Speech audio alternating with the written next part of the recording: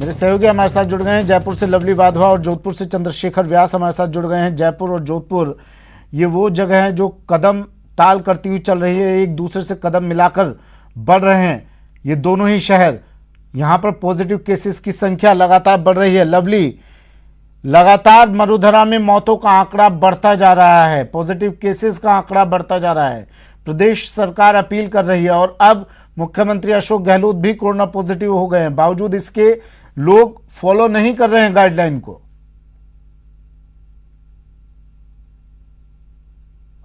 अधिकतर लोग जो ऐसे हैं जो पालना कर रहे हैं कुछ हद तक, और उनके साथ साथ कुछ अधिकतर लोग जो ऐसे हैं जो पालना कर रहे हैं लेकिन अपने काम के लिए निकलते हैं, उन्हें भी कई बार इस तरह की समस्या का सामना करना पड़ता है।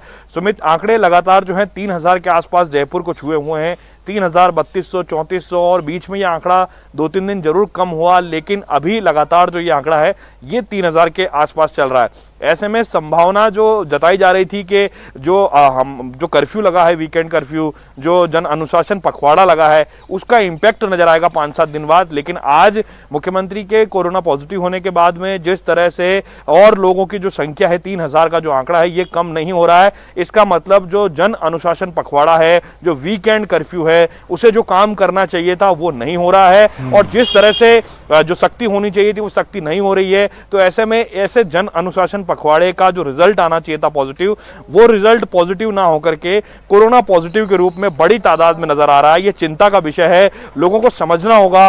न्यूज़ 18 राजस्थान लगातार लोगों से अपील करता है, लोगों को कहता है, फील्ड में भी हम लोग जब भी लोग मिलते थे हम उनको कहते हैं कि मास्क क्यों नहीं लगाते। तो आज भी कुछ ऐसे लोग हैं जो शिक्षित लोग हैं लेकिन वो मास्क का उपयोग नहीं करते हैं, भीड़ में निकलते हैं, अनावश्यक घरों से बाहर निकल रहे हैं, जबकि इस पखवाड़े को जन अनुशासन यानी जनता के अनुशासन पर छोड़ दिया गया था। लेकिन जनता इस अनुशासन को शायद समझना नहीं चाह रही है। 2 दिन पहले रघु शर्मा ने स्पष्ट किया था कि इस पखवाड़े, जन अनुशासन पखवाड़ा जब 3 तारीख को खत्म होगा तो इसका रिव्यू करेंगे, और अगर आंकड़े नहीं सुधरे, स्थितियां नहीं सुधरी, तो आगे की और सख्त कदम उठाएंगे। यानी सरकार बार बार मौका दे रही है जनता को कि आप संभल जाइए, आप संभल जाइए। अब स्थितियां और खराब होती जा रही है सुमित, क्योंकि गांव के अंदर छोटी छोटी जो पंचायतें हैं, जयपुर संभाग की बात करें, पूरे राज्य की बात करें, छोटी छोटी पंचायतों के अंदर भी अब कोरोना पॉजिटिव केसेस की संख्या 2, 3, 4 नहीं बल्कि दर्जन पॉजिटिव केसेस आ रहे हैं। कोरोना की रिपोर्ट सप्ताह तक लेट चल रही है। 70,000 की लिमिट हमारे राजस्थान की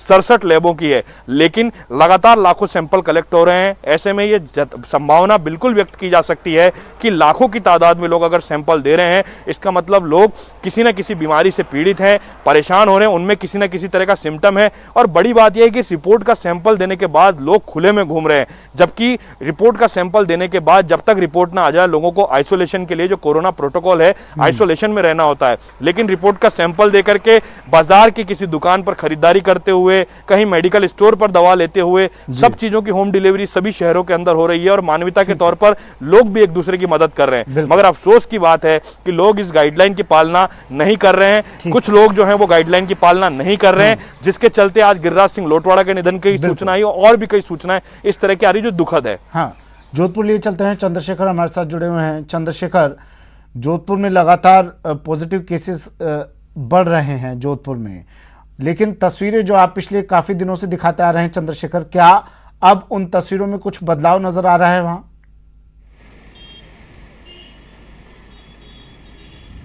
देखिए सुमित, सबसे पहले तो मैं बता दूं कि जोधपुर में जो कल जो है 2220 कोरोना संक्रमित मरीज पाए गए थे। इसके अलावा 44 लोगों की मौत हुई है और 980 लोग जो है पूरी तरह से स्वस्थ होकर घर लौटे हैं। सबसे बड़ी बात करें अगर जन अनुशासन पखवाड़े की, तो एक झलक मैं आपको दिखाना चाहता हूं कि ये एक बस खड़ी है, मिनी बस। यहाँ पर जो किस तरह का अनुशासन है आपको स्पष्ट दिख रहा होगा कि छोटे छोटे बच्चों को लेकर घर से बाहर लोग निकले हैं, और सड़कों पर भीड़ जस की तस नजर आ रही है। सबसे बड़ी बात, लोगों जो जिस प्रकार से बच्चों के मास्क लगाए हुए हैं, नाक बाहर है और मास्क जो है मुंह पे लगा हुआ है, और कोई जो टोकने वाला और रोकने वाला नज़र नहीं आ रहा है। तो शहर के हालात लगातार ख़राब हो रहे हैं। अस्पतालों में जो है जगह नहीं है।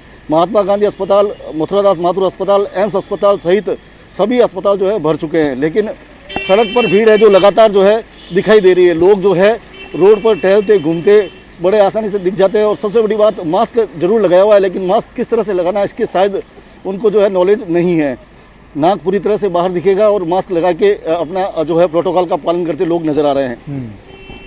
जोधपुर शहर में लगातार स्थितियां बिगड़ रही है, लेकिन लोग हैं जो मानने का नाम नहीं ले रहे। जी सुमित। जोधपुर में 33 मौतें हुई हैं पिछले 24 घंटे में। चंद्रशेखर, क्या इन लोगों पर सख्ती नहीं कर रहा है प्रशासन? इतनी ढिलाई क्यों? जब हम लगातार ये तस्वीरें देख रहे हैं, क्यों नहीं प्रशासन सख्त मोड में आता है?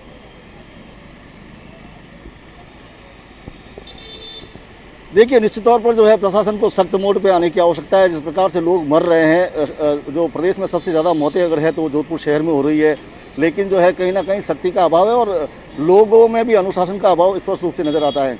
हालांकि सरकार चाहती है कि लोग स्वयं अनुशासन में आए और अपने जीवन की रक्षा खुद करे, और लोगों को अपनी जिम्मेदारी समझना चाहिए, अपने पारिवारिक जो है दायित्वों को समझना चाहिए, और घर से बाहर निकले तो मास्क लगा के निकले। जहाँ तक जरूरी काम ना हो घर से बाहर नहीं निकलना चाहिए, लेकिन लोगों की आदतें हैं कि वे सुधरने का नाम लेते नजर नहीं आ रहे हैं। जी सुमित। ठीक है। लवली, एक आखिरी सवाल बताइए, क्या कुछ सरकार अब प्लानिंग कर रही है कुछ और सख्त कदम उठाने के? क्या इस जन अनुशासन पखवाड़े को और ज़्यादा सख्त रूप दिया जा सकता है?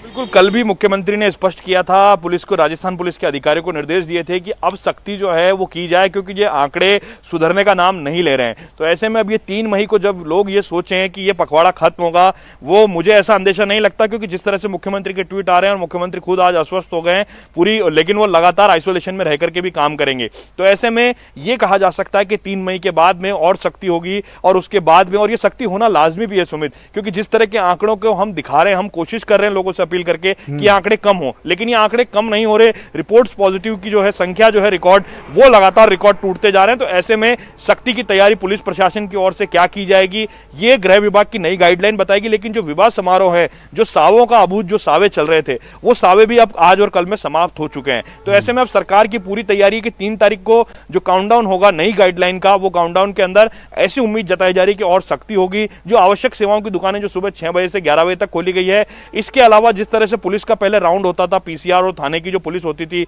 वो बाजारों में बंद कराने के लिए निकलती थी, जगह जगह नाकाबंदी के पॉइंट होते थे, लेकिन फिलहाल ये खाना पूर्ति हो रही है।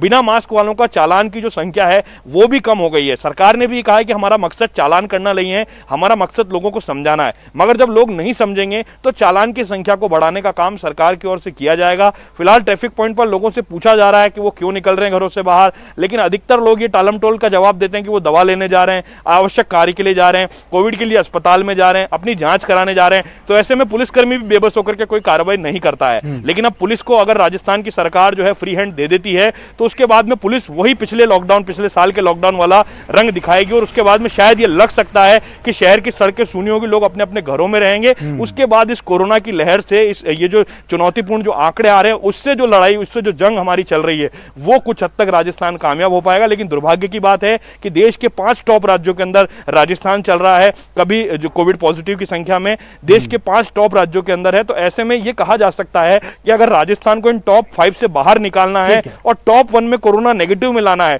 तो लोगों को सहयोग करना पड़ेगा। न्यूज़ 18 लोगों से भी यही अपील करता है कि लोग सहयोग करें। चंद्रशेखर, आपका भी शुक्रिया तमाम जानकारी के लिए। एक दिन में 120 मौत, 16,613 नए केसेस, ये 24 घंटे का आंकड़ा है। जोधपुर में 33 मौतें, जयपुर में 32 मौतें, लगातार मौतों का यह आंकड़ा बढ़ता हुआ। जरूरत सिर्फ इस चीज की है कि हम लोग घरों से ना निकलें, गाइडलाइंस को फॉलो करें, बहुत जरूरी काम हो तो ही घर से बाहर कदम बढ़ाएं। फिलहाल इतना ही, दीजिए इजाजत, नमस्कार।